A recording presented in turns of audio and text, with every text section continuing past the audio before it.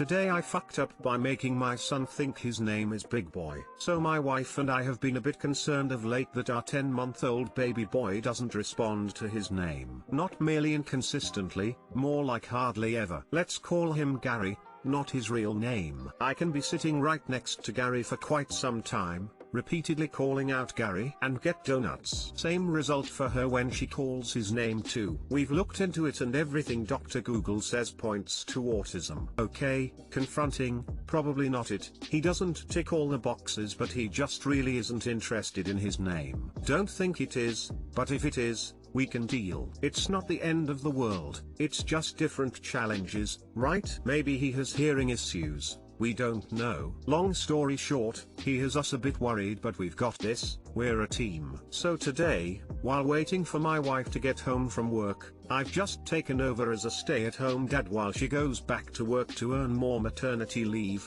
I was cooking dinner while our son was playing with toys in the living room. Tuna mornay for the curious. We call it Monray, but that's another story. Anyhow, cooking. Our two doggos started barking at the windows. This really only happens when somebody or something is out there. I figured it was my wife, seeing as they were also whining excitedly and it was getting to 6.30. No drama, I just kept cooking. I heard the door open, heard my wife say hello dogs, hello babies, and hello big boy, and then heard delighted squealing and rapid fire thumps as Gary sprint crawled to his mum for a hello cuddle. It's the cutest thing. Anyhow, the evening progressed. We chatted, we ate, we did the routine. It's bath time. We're trying the Gary thing again and just getting demoralized. I begged, come on big boy, you know your name. And he looked up with a smile on his face. Okay. Gary? Nothing. Big boy, smiles. Big smiles. Began reflecting on the past and it dawned on me that every day when I got home from work I would do exactly what my wife did. Get big boy. Cuddles when I walked in the door. Smiles. When I changed his nappy I would say let's get the poos and wheeze. Big boy. Smiles. When I lost track of the crawling baby while being an inattentive miscreant father, DW the house is baby safe, he can't get up to mischief. Yet, I would call out where are you big boy, and find a smiling baby. Oh shit. It dawned on my wife and I at the same time. We've been all cute and stuff calling our boy a nickname since day dot. We haven't trained him to think his name is Gary. We've trained him to think his name is Big Boy. I must say we felt a sense of relief mixed with a sense of, whoopsies, surely Z Germans have a word for it. With our mystery solved we are faced with a new dilemma. Do we call him Big Boy until he's old enough to know better? Or do we now train him, like a dog, to respond to Gary? Too long didn't read, we called our infant son Gary Big Boy so much that he doesn't respond to his actual name, only to Big Boy.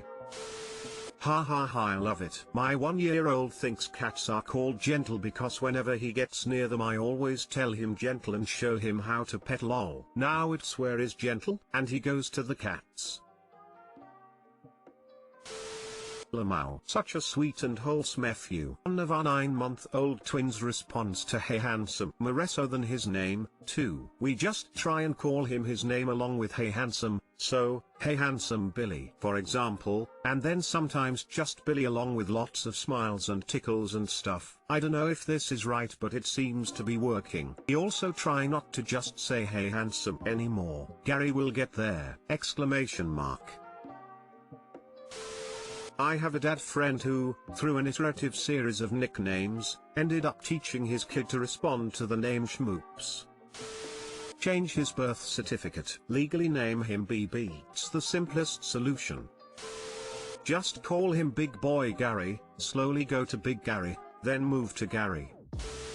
Today I fucked up by thinking my cat was a dog and taking him for a walk. Obligatory, this happened less than an hour ago. Also on mobile, so apologies in advance for formatting and typos. My cat is very exploratory and curious. He loves to run up right to the front door when you open it and look outside. So I had the bright idea to get him a cat harness and leash, and we could go on adventures together. Bad idea. This afternoon, after a few days of harness training, I decide he's ready for some outside time. Plan on only having him outside for 2 minutes, as to get him acclimated. I take him outside with his harness on and my pants off. Too much online interactions has left me pants averse, and I figure if I'm shielded from view, who cares? Also not a great idea. Start my timer. We're in the driveway, and he was calm and casual in the harness and was sniffing around for a bit. Until a school bus drove by. He freaks out and somehow teleports out of the harness and takes off, leaving me no choice but to zoom off after him. So there I am, half naked chasing after a spooked cat. He reaches a fence and immediately tries to jump over. Fortunately for me, he's uncoordinated in his panic, and I grab him. Unfortunately for me, he doesn't take too kindly to be snatched and scratches me in the process. I let him go, and we continue our chase back in the other direction. At this point I've attracted the attention of several well-meaning, kind neighbors. We manage to corner the little turd between two trash cans and spend what feels like forever, bloody and sans pants, trying to coax him out. Treats, wet food, threats under my breath. Nothing works. The whole time he's meowing and complaining about this horrible mess I've gotten the both of us into. Eventually he stops staring me down long enough for me to scoop him up in a towel and toss him in the house. My hand is all scratched up. My dignity is barely intact. But at least I have my cat. TL, doctor, I thought taking my cat for a walk was a good idea. He got spooked, and I had to chase him down in my underwear. Lesson learned. Edit, thanks for the awards. Glad I could make people laugh. Smile. Yeah, they can sometimes get out of the leashes, and when a cat goes into flight mode they won't chill out until time passes. Our cat got spooked outside by our dog once, and an entirely indoor cat, mind you, except very short supervised time outside. He ran off into a cornfield/wooded area and didn't come back for like 8 hours. We left the doors propped open, on a cold night, and he came sauntering in like nothing happens. We'd been yelling and searching and panicking for hours. Woman face palming, it's survival mode thing. I looked him in the eyes and his pupils were huge and he would not come to me. Not like him at all. Yup. Essentially what happened, only he stayed pretty close by. Now he's rubbing up on me and meowing at the door. Like that wasn't extremely traumatizing. I must formally request cat tax. Don't feel bad, man. I bought my cat a leash a few years ago and took a similar approach. First day out a motorcycle drove by and she lost her mind. Only, my cat didn't escape the leash, and my leash was elastic. I don't think my cat knew she was restrained or had a boundary until she hit the end of the rope, and that sent the whole situation into overdrive. The best way I can describe it is that it was like a blender on a bungee cord. I've tried walking my cat without much success. He gets so excited to see the lawn that he just rolls around in it until he gets tired. Then he eats the greenery. The world is his salad. I tried to do this with my cat and he was doing well until he saw the mail lady, at which point he panicked and leapt into my arms and shredded my shirt. She avoids eye contact with me every time I see her now. In her book I'm definitely the crazy cat lady. Today I fucked up by making a throwaway account so I could follow ahem specific subs. Actually, yesterday, but effect happened today. I've recently been more active on Reddit and discovered the purpose of a throwaway. So I made one and followed r/butt sharpies, no kink shame please, amongst others. I then switched back to my main after I was done. I was just in discussion today with an extremely attractive female colleague, irrelevant but relevant, that I've been building a rapport with over the past year, where we share inside jokes, swap cheeky glances, and look for excuses to touch each other appropriately, like gentle shoulder nudges and adjusting collars. I needed to show her a WhatsApp message of an instruction from a client. The message was pretty long, and I passed my phone to her so she could read it. Now all you karma whores will understand that notifications are always on, so you know exactly when your post or comment blows up so you can get that little dope rush. I'm new to the whole throwaway thing,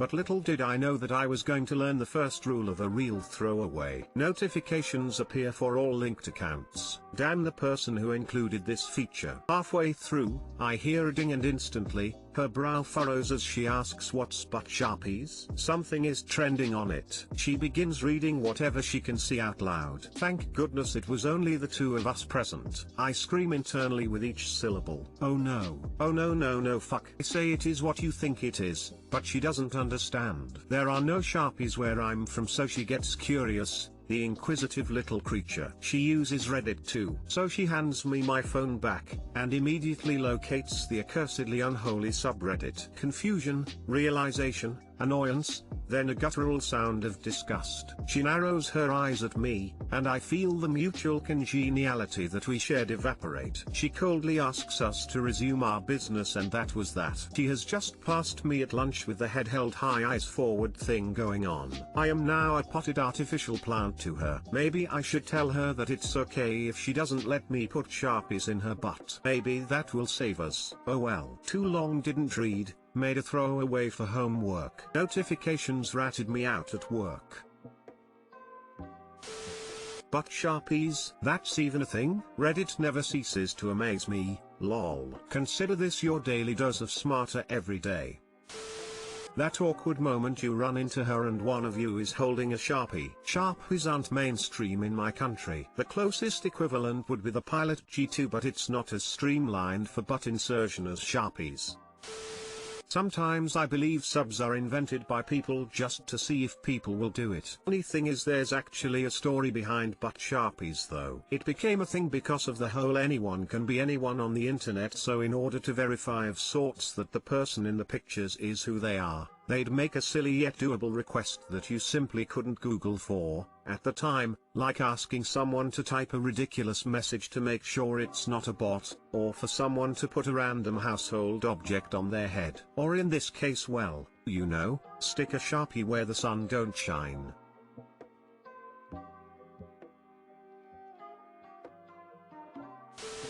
She uses Reddit too, so, presumably there's a pretty decent chance she sees this thread.